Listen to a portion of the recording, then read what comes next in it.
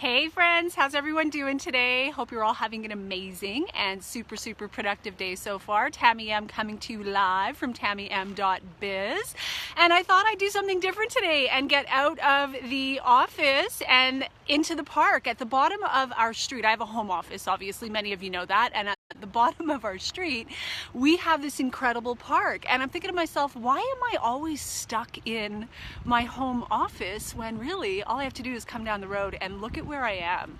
Look at this fabulous park, really close to our house. What you're looking at, for those of you who don't know, I live in Calgary, Alberta, Canada. I'm originally a Montrealer, but I moved here, gosh, in a couple of weeks. It'll be 5 years already. I can't believe how the time flies. But anyway, so I live in Calgary, Alberta, Canada. We're not too far from the Canadian Rockies, probably about, 45 minutes to more or less to Banff.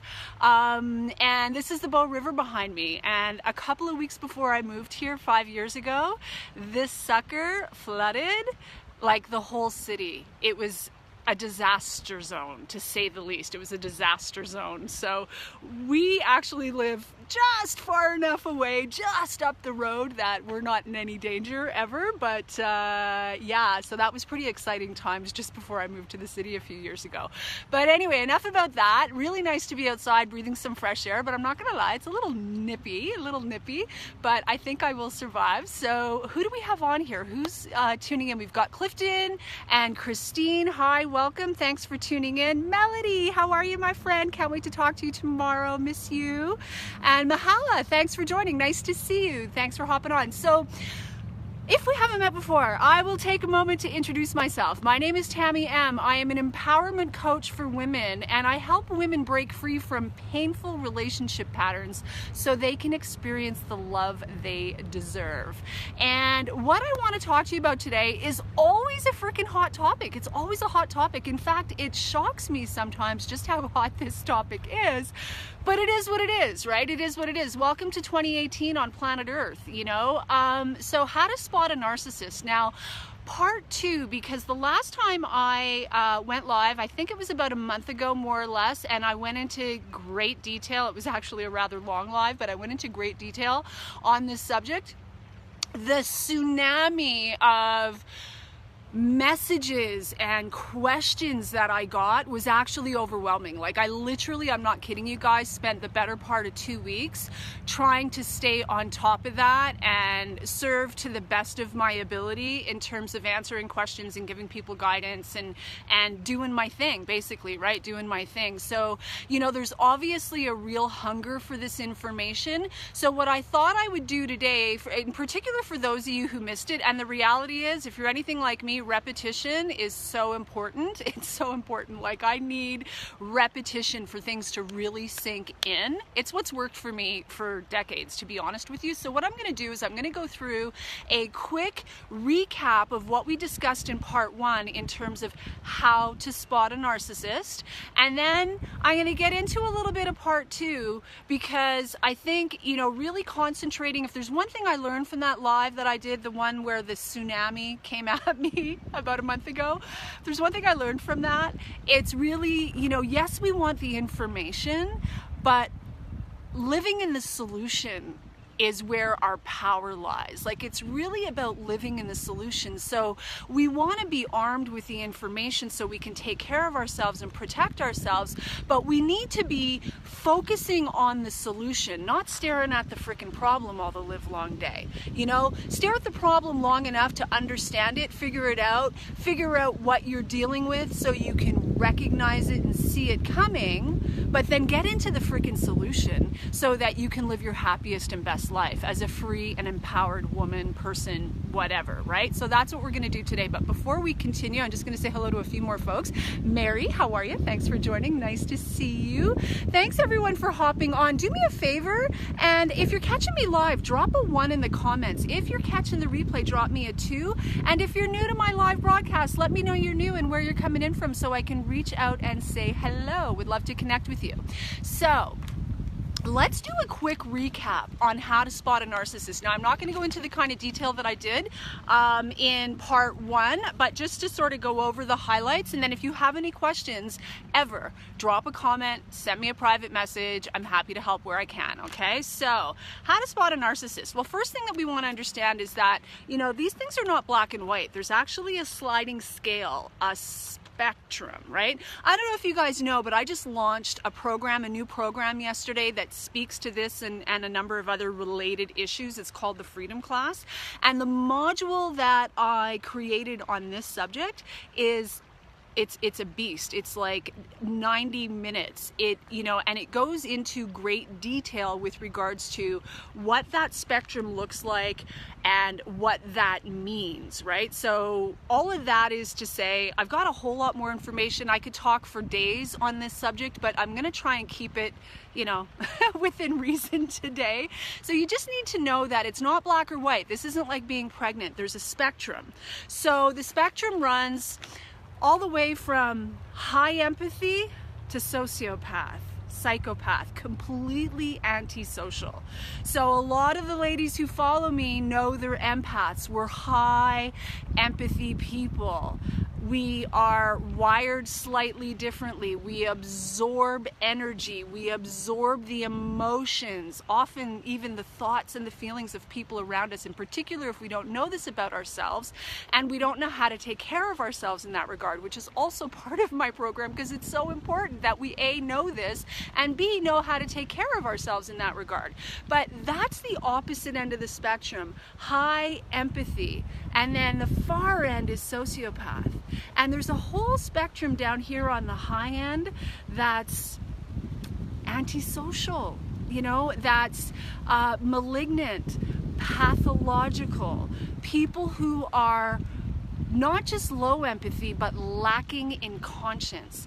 And, when we're down here, and I'll get into a little more detail as we go through the live, but when we're down here and we're carrying unresolved issues, unresolved trauma from our childhood, our past, unresolved childhood trauma, unresolved relationship trauma, we have magnets inside of us that literally attract the opposite end of the spectrum to us. It's like two pieces of a puzzle. So it's really important to know that. Now I'm going to get back to a little more detail about that later, but let's just recap, okay? So there's a sliding scale, there is a spectrum. This isn't a black or white issue. You can have people show up at different parts of the spectrum that have narcissistic traits. Like, you'll recognize some of the things that I'm gonna go through here in a moment.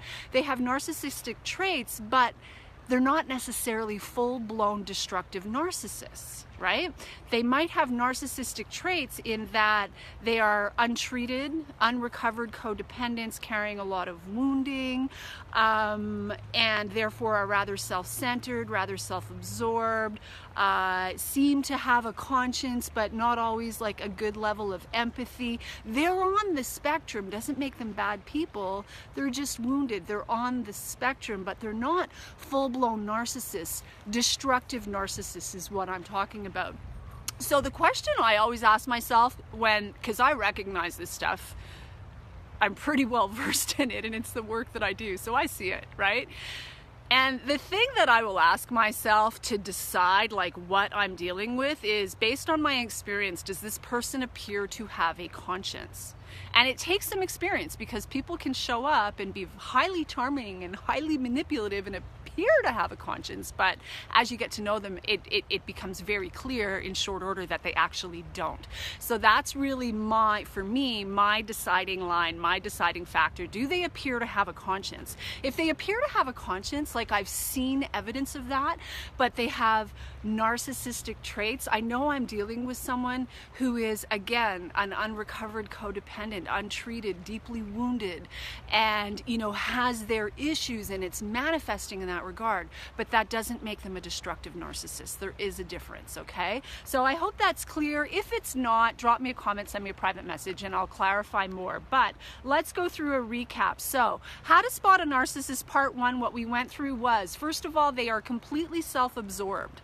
Nose in navel. nose in navel, completely self-absorbed, right? The world revolves around them and them only. They are highly manipulative, highly manipulative. Typically, they're compulsive liars. Even when it would be just as easy to tell the truth, they'll lie. They can be incredibly charming, and sometimes, but not always, trust me, I got lots of personal experience in this with regards to my family of origin. So sometimes, but not always, highly intelligent. So sometimes, especially when you're talking like, you know, borderline, like sociopath, like they can often be like unbelievably intelligent people, which is frightening because they're also completely devoid of conscience. But you know, I have some examples in my family of origin, to be quite honest with you, who I believe, although one was formally diagnosed and one was not formally diagnosed, I think they were both pathological. One was diagnosed with borderline, so like they're both pathological, in my humble opinion. Where was I going with that? Oh yeah, who, not the brightest people, not the brightest people. Cagey, street smart, certainly manipulative and charming when they wanted to be, but not super smart. Sometimes they're wicked smart, and sometimes not so much, right? I mean, it's great to be manipulative if you're good at it. I mean, for you, not for us, obviously. But, you know, anyway, I could go down that track. I'll leave that alone. So they are compulsive liars. They are incredibly charming and sometimes, but not always, highly intelligent. They are grandiose. Egotistical delusions of grandeur. Grandiose. Really, really important that everybody know how important they are, how successful they are, how accomplished they are, how much money they have, right? Really, really important that they're projecting that image. They are grandiose. They are highly seductive. It's important to know this. They are highly seductive and will love bomb you, especially in the beginning. Especially in the beginning. And when we are highly empathic, very sensitive, hypersensitive people, highly sensitive people, which isn't quite the same as highly empathic, but it's close. It's down in that end of the spectrum.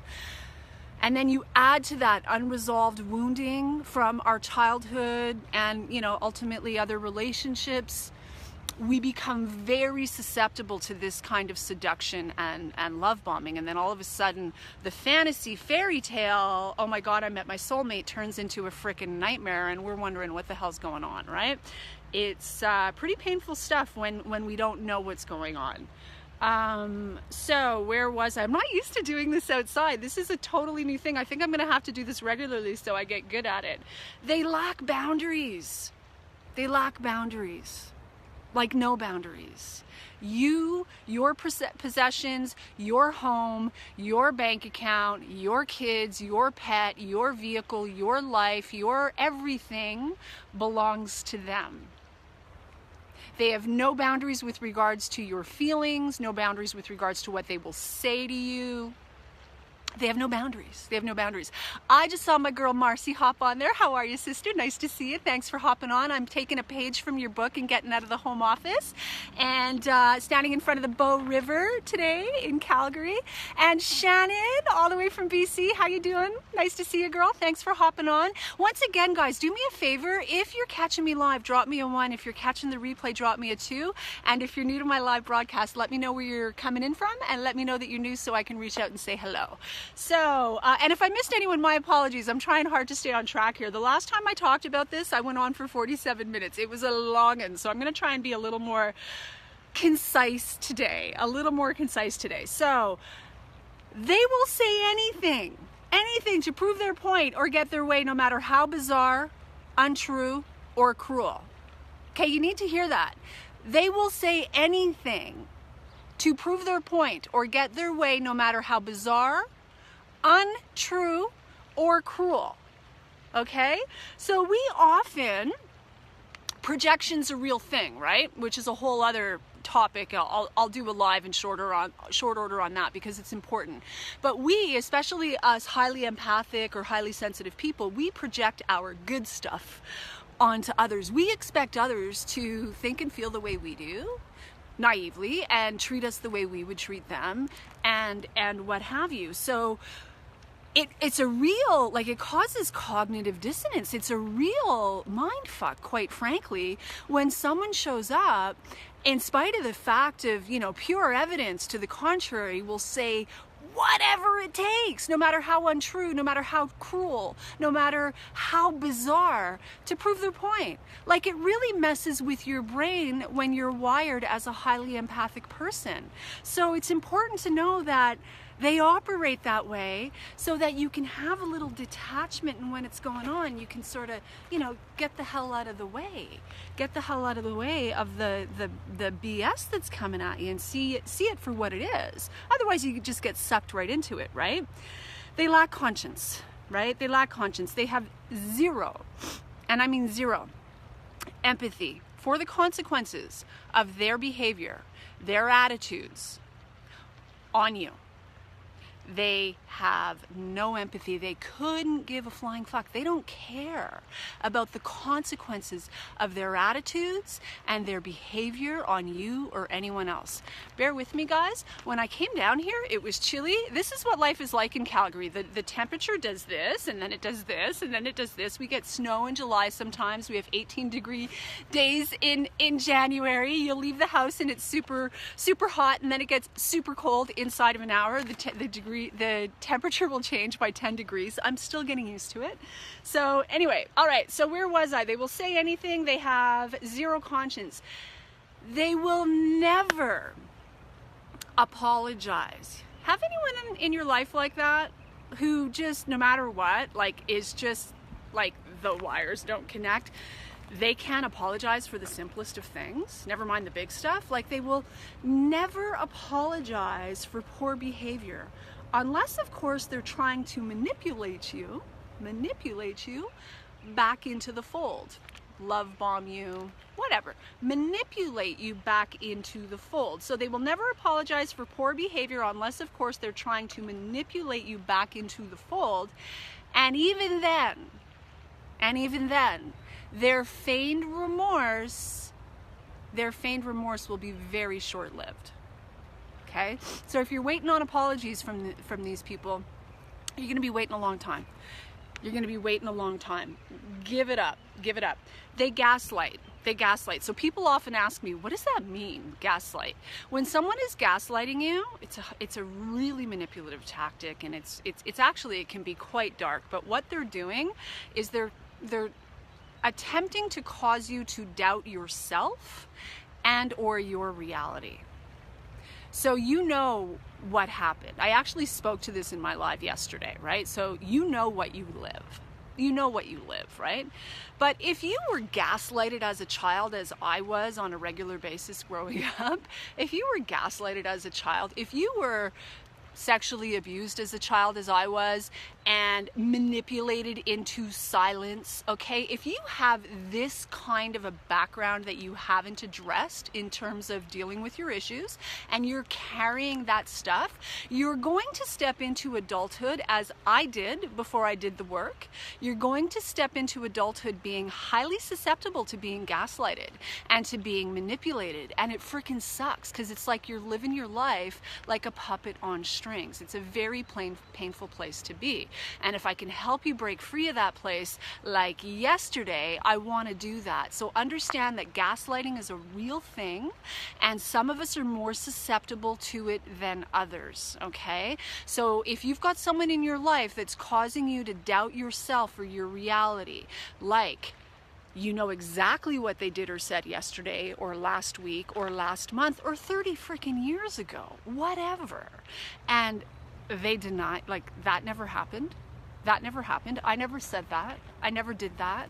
You're exaggerating, you're embellishing, that's not the way it went down. Bullshit. You know what you live. You know what you live. You don't necessarily have to fight the monster. In fact, when we're talking about destructive narcissists, you'll because they lack empathy, they're not playing by the same rules that you are. So the truth is, it's a battle you don't want to wage. It's a battle you don't want to wage. Close your mouth, eyes wide open, take a deep breath, see it for what it is, and step away. Just see it for what it is. Just see it for what it is, know it, and step away. You'll never convince them. You'll never convince them, so don't try. Don't try. In terms of strategies, like real strategies on how to deal with the narcs in your life, that's more of a one-on-one thing I can deal with you, because quite frankly, every situation's different. Are there kids involved? You know, are you married to one? Is it your family of origin? Is it a boss? You know, is it colleagues? Like, it can show up in any area of our life, right? So that's a one-on-one thing for specific strategies. If you need help with that, reach out to me. But yeah, gaslighting, awful. It's awful if you're regularly on the receiving end of that kind of behavior. So just know that you know what you live. You know what you live, and no one has the right to cause you to doubt yourself or your reality. Trust yourself. They have a false sense of superiority. A false sense of superiority. I could go into that one for quite a while too, but I'm going to try and keep it real succinct here today, guys, because this is such a big topic. It's really hard to keep it, you know, within reason time-wise. So if you want to continue the conversation, you know how to reach me. They have a sense of entitlement. False sense of superiority and a sense of entitlement. You know, my guy's got someone from his past that he's unfortunately still having to deal with, and you know, we were scratching our head a while ago, actually it's almost about a year ago, because the behavior was so bizarre, like so bizarre that it was like, what the hell? And I've never met this individual, so you know, my experience with it is, you know, nil, right? But just the information, it was like, what the hell? And then all of a sudden the light bulbs went on based on the information. Oh, it makes no sense at all. Unless, of course, we're dealing with a destructive narcissist. Then it all freaking adds up. It all freaking adds up. This is a person who actually has the audacity to say to him, you would be nothing without me. This is the person who would actually have who actually has the audacity to say that to the love of my life. You'd be nothing without me. It's like crazy thinking, right? Who says that to somebody? Who says that to somebody? A destructive narcissist who has a big sense of entitlement beyond reason. A destructive narcissist. So if you've got someone in your life where it's like, oh my God, this doesn't make any sense. It doesn't make sense to us because we would never operate that way. So we're judging them based on our standards, and we can't do that. We can't do that. We have to understand that they are capable of doing and saying things and having distorted perceptions of reality that serve their bizarre agenda in the moment that will never make sense to us. All we can do is arm ourselves with the information and then do what we need to do to take care of ourselves. And that, my friends, is my specialty. So happy to help if I can. They tell blatant lies. They deny they ever said something, even though you have proof. You can be standing there with proof. They deny. It's like, it's crazy making. They use what is near and dear to you as ammunition. So in the early stages of a relationship, they will gather all kinds of information. And if you think falsely that you're bonding to someone, because you can't really bond with these people, you can become freaking addicted to them if you haven't dealt with your shit, but you can't really bond with these people. But if you think you're bonding, if you're under the illusion that you're bonding, I've been down that track in my life. It's not a pleasant place to go. What happens is we disclose things about ourselves, our histories, our experiences, what have you, and they take all that information in. And then once they think they have you where they want you, they use it as ammunition to annihilate your self-esteem, to annihilate your credibility. They'll take a piece of the truth and a bunch of lies and mix it all together, and you know, that's what you're dealing with. It's a very, very painful thing. They wear you down over time. They wear you down over time. If they think that you are a good source of supply of anything, whether that's negative emotional energy that they feed off of, like heroin, or finances, or you help prop them up socially, whatever it is, if they think they're onto a good source of supply, they'll hang in there for the long haul and enjoy every moment that they're destroying you in your life. Is really oftentimes, unfortunately, what it boils down to. Their actions do not match their words. Their actions do not match their words. Really, really, really important that we pay far more attention to what people do than what they say. Words are freaking easy. Certain members of my family of origin started teaching me that at a very young age. Words are easy. Behavior's a whole other story. It's easy to say, I love you, and all kinds of other things, but when your behavior says the exact opposite over and over and over and over and over again, we need to pay attention to the behavior, not the words. People can say whatever they want, people can say whatever they want. Words are easy, so their actions do not match their words. They throw in positive reinforcement to confuse you. They know confusion weakens you. Oh, I've got some company here throwing rocks in the water. So they throw in positive reinforcement to confuse you, and they sorry, I just lost my spot there. I'm not used to doing this out in a park. So they throw in positive reinforcement to confuse you. So every now and then you're going to get crumbs, less and less so as time goes on, but they'll throw you crumbs to give you a little dose, a little hit of what you think you need. And it's very confusing. It's very confusing when you're dealing with someone who's inconsistent and unpredictable.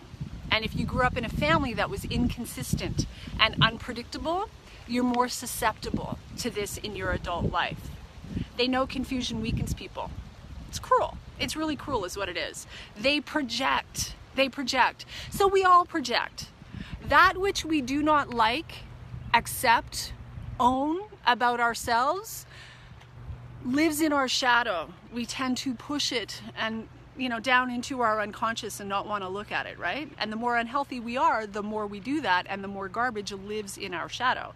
Now, when we're talking about a destructive narcissist, there's a lot of stuff in there. And highly empathic people and untreated codependents are fabulous targets because we're wide open energetically if we don't know any better. We're wide open, and we're looking to bond and connect with anything that is a vibrational match to the original wounding and our family of origin, right? So these people will come along and hook into you if you let them, if you don't know any better, if you're still susceptible. And once they think they got you where they want you, they'll project all their bullshit onto you. And it's crazy making.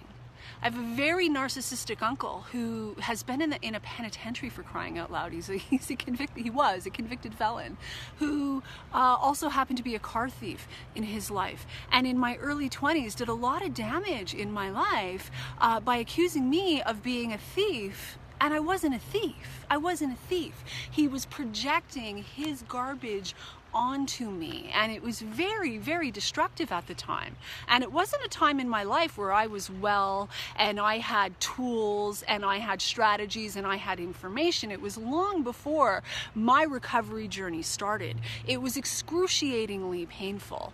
Classic narcissistic behavior.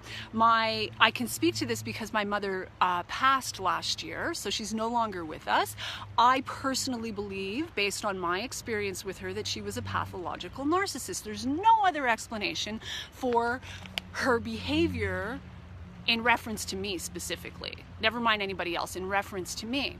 And in the short periods where she was in my life, because they were short-lived, she walked out of my life with never looked back when I was a toddler, but I went looking for her.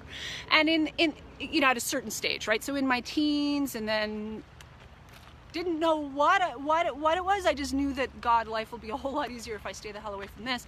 And then in my 30s, I thought, well, I'm older, I'm wiser, and I went back for round 2.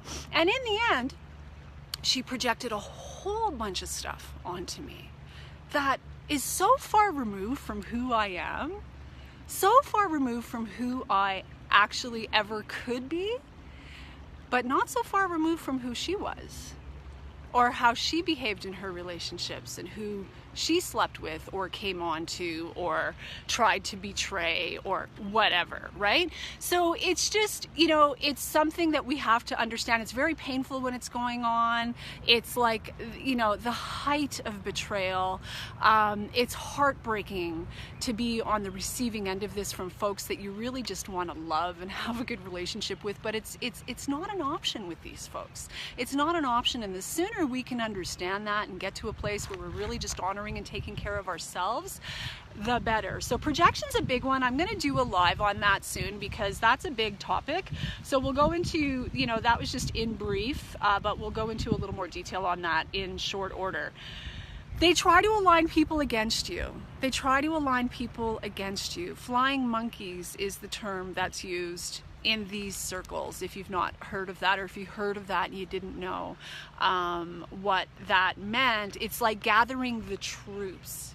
You know, people like untreated codependents do this too, quite frankly, right? Like it's really emotional immaturity. It's like I can't stand on the solid ground of like my own self-esteem, my own experience, my own opinion, and be good. If I'm in conflict with you, I got to run around and tell all these people and bring them into the fold so that, you know, we can then gang up on you. Happens all the time in dysfunctional families. Really, really painful if you're anything like me and you were the scapegoat in your family. Another subject. All of this we go into great detail in, by the way, in the Freedom class, the program that I just opened yesterday. So if you want some information on that, like if this information is resonating with you and you want to start really living in the solution, because there are solutions, that'll absolutely radically change your life. And quickly, quite frankly. So if you want to start living in the solution and you want some information on that program, just reach out to me and I will get you the details. So we're almost to the bottom of this recap. It's quite the long recap, hey? Like I said, it's a big subject. So they tell you or others that you are crazy. They tell you or others that you are crazy, and then they tell you that everyone else is a liar. They tell you that everyone else is a liar. So, smear campaigns is really, you know, what this boils down to in terms of telling everybody else that you're crazy and you're the sick one and you're the this and you're the that. And if you're wounded and in reaction mode, it's not hard to believe. You know, it's not hard to believe, which is why it's really important that we detach and take care of ourselves so that we get to a place where they can say whatever they want. The people who really matter know better, and I'm good. You know, I've got a family of origin I have absolutely zero to do with because it became really clear that who I needed to be in order to continue in those relationships was just not someone I was willing to be anymore. I wasn't willing to live the lies and do the manipulative dance and all this stuff, carry the secrets, protect you in this false image you've been projecting forever and ever, all that stuff. I just wasn't willing to be that person anymore. Where was I going with that? Oh yeah. So, you know, I did what I needed to do for me and for some others as well too. There was some information that needed to come out at a certain point in order to keep some children safe. And the fallout of that, you know, had me in a fetal position for quite some time. Like it was a very painful time in my life. The freedom on the other side, however, is indescribable. My only regret is that I hadn't done it 20 years earlier. Now, the reality is once I did what I needed to do, while fully supporting myself, don't run out and do anything rash without getting wise counsel and fully supporting yourself, okay? There's things that you need to do to take care of yourself and do things properly. But the point being, the smear campaign, I am aware of some of it, but I so detached myself from the situation, and I've known the individuals my whole life, so I can only imagine. Because I'm so detached, I'm somewhat insulated. I can only imagine what has gone on. And you know, my attitude there really is truth wins sooner or later. Like regardless of your spiritual beliefs, what I believe is that, you know, we're on this side of the veil only temporarily, and eventually every single one of us is going to be on the other side of the veil. And when we are on the other side of the veil, the illusion is gone, right? And all truth is known. So whoever's buying into the smear campaign that began 10 plus years ago, whoever's buying into that bullshit, believing the lies, oh well, sooner or later they're going to know the truth. Sooner or later they're going to know the truth. And the people who really matter in my life, They know the truth. They know who I am. More importantly, I know who I am. I know who I am, more importantly. So I understand, believe me, how painful a smear campaign can be. But we can use that sort of situation to really build ourselves up and really heal ourselves and really separate the wheat from the chaff. You know, the folks who are going to go running into believing all the garbage and the crap and the lies and the nonsense, do you really want them in your life anyway? No matter who they are? No matter who they are. I don't care who they are. Do you really want them in your life anyway? I don't. You know, I want people in my life who see my value as I do. You know, and you want people in your life who see how valuable you are until you can see how valuable you are. All right. When a narcissist can no longer control you, they will try to control how others see you. That goes for toxic people, period. When toxic people cannot control you any longer, man, have I lived this one, they will try to control how others see you. And we have to get to a place where we love ourselves so much and our self-esteem and self-worth is in a place where it doesn't matter. It doesn't matter. Like, we can truly, by virtue of doing our own work, heal ourselves to the place of becoming bulletproof. Now, last but not least, before I say that though, I'm going to say hi, Julie. How are you? Nice to see you. Thanks for hopping on. Those of you who are hanging in here with me, I appreciate you. I hope you're getting some value out of this. Ashley girl, how are you? Guys, Vina, how's it going? Nice to see you, girl. Thanks for hopping on. Carissa. If I missed anyone, my apologies. Hey Sandra, how you doing? Do me a favor and drop me a 1 if you're catching me live today. If you're catching the replay, drop a 2, and if you're new to my live broadcast, let me know you're new and where you're coming in from so I can reach out and say hello. And if you hopped on late, be sure to go back and watch the replay so that you catch all the information, okay? There is a replay when I'm done the live. You can go back and watch the replay. Reach out to me, private message or comments if you have any questions, and I can help you in any regard. So now, last but not least, the most important thing that we need to know when we're talking about a destructive narcissist, someone on the high end of the spectrum who lacks conscience and is a good old match to all of this stuff that we went through today, they don't change. They don't change. We are often under our own egotistical delusions of grandeur where we think from our own untreated codependency and our high empathy that if we could just love them enough, control them enough, manipulate them enough, really, quite frankly, but if we could just love them enough, we'll love them into changing. If we could just, hammer on them long enough, eventually we'll be heard. Guys, they don't change. They don't change. They don't change. They will not change. And the sooner we can accept that, the sooner we can get to a place of peace and freedom for ourselves. We deserve to be living peacefully and free. So we need to understand that. They don't change. Now, that was a really long recap. I'm just going to drop this here. Bear with me. Grab some water. That was a really long recap on part 1.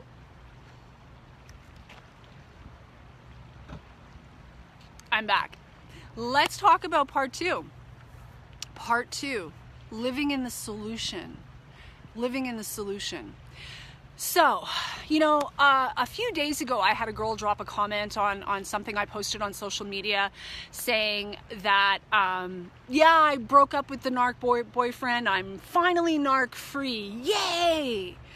And I'm happy for her. I really am. Like, that is the first step, right? Like, if we can, in so much as it's possible that we can go low contact or no contact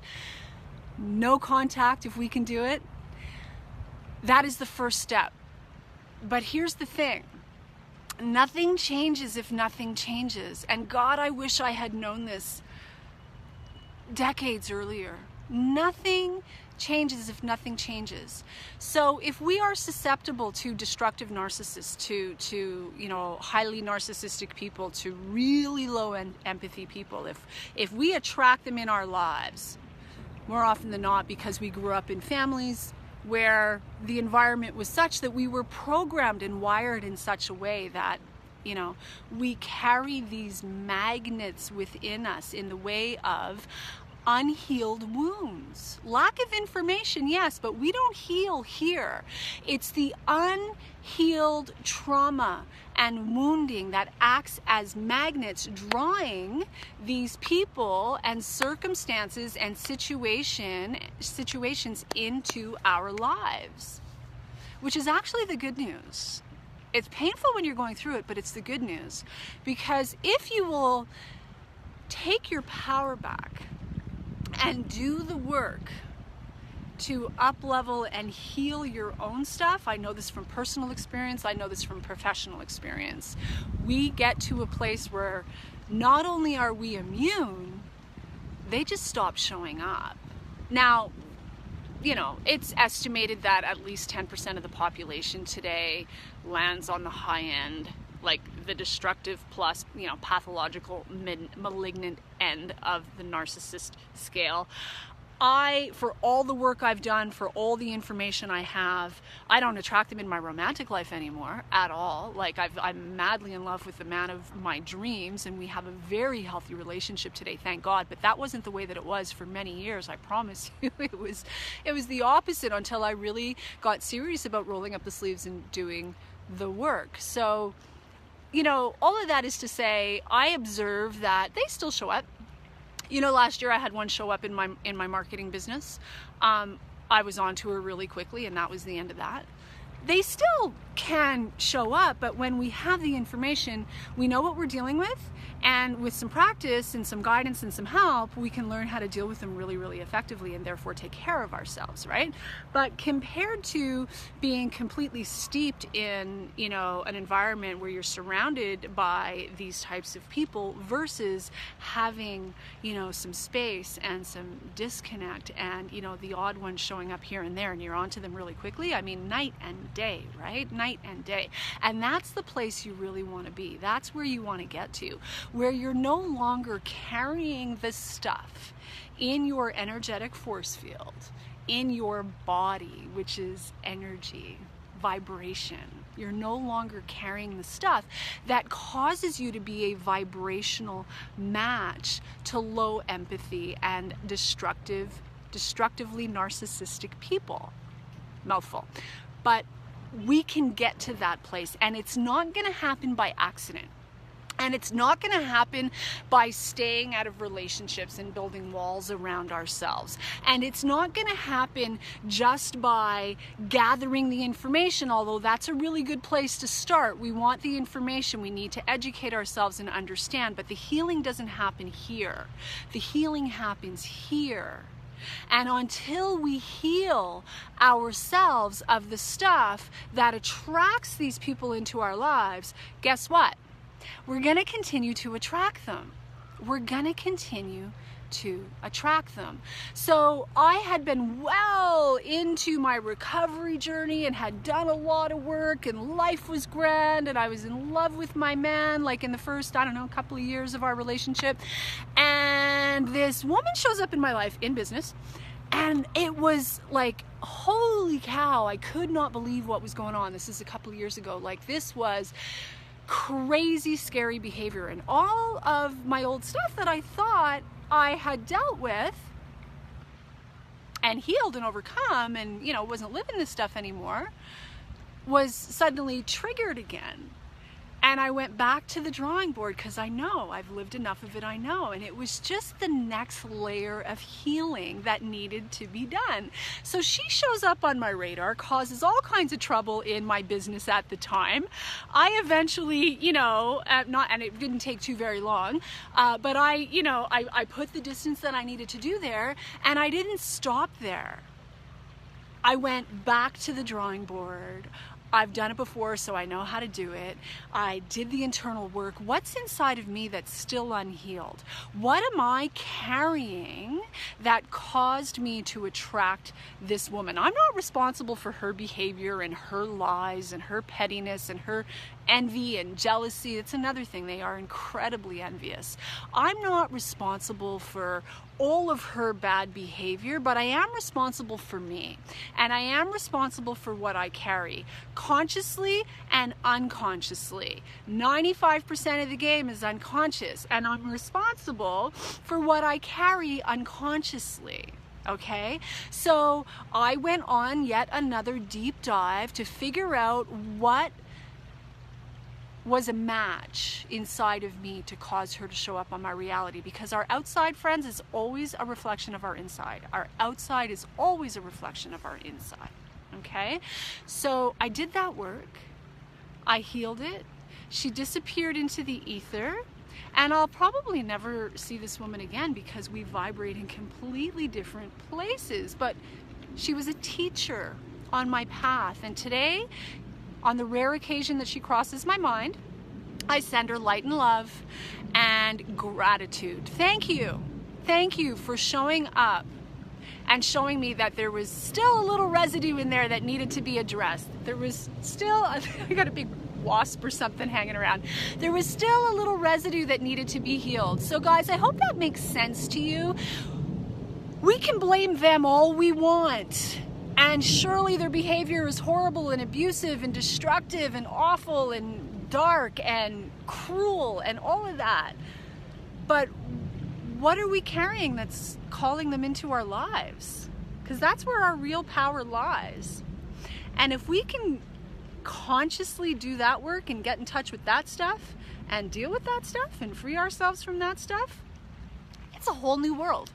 It's a whole new life. And I would venture to say that it's work that the vast majority of us need to do. Look at our planet. Look at the state of affairs on our planet. The vast majority of people need to do this work. And the more people who do this work and free themselves, the more we affect the entire collective, conscious and unconscious, but the entire collective unconscious. And that's important work. One human at a time, one human at a time. That's really, really important work. Guys, I hope you got some value out of this. If you liked what you heard, don't forget to like, comment, and or share. Once again, my name is Tamie M. I'm an empowerment coach for women. I help women break free from painful relationship patterns so they can experience the love they deserve, because we all deserve to experience the love that we want and have been craving our whole lives, right? If you want some information on the new program that I launched yesterday, it's called the Freedom Class. It's for women specifically who want to make some huge changes in this area of their life. It's, I believe, the best work I have ever done. It is super, super powerful stuff, and I'm really, really proud of it. So if you want some info on that, drop me a comment, send me a private message. If you have questions with regards to anything I talked about today, drop me a comment, send me a private message. I'd be happy to connect with you. Once again, I am going to show you my fabulous view here. It really warmed up while I was here, but look at how pretty this is, the Bow River. This park is right at the bottom of our street, and I think I'm gonna have to get out of the office a whole lot more this summer and come down here and do my lives, because yeah, this was fun. Anyway, I hope you enjoyed it. As always, I will leave you with this. Know your value. Know your value and unlock your freedom. Mwah. Much love. Thanks, friends, for hopping on. Love you, appreciate you, and we'll talk to you soon. Enjoy the rest of your day. Bye for now.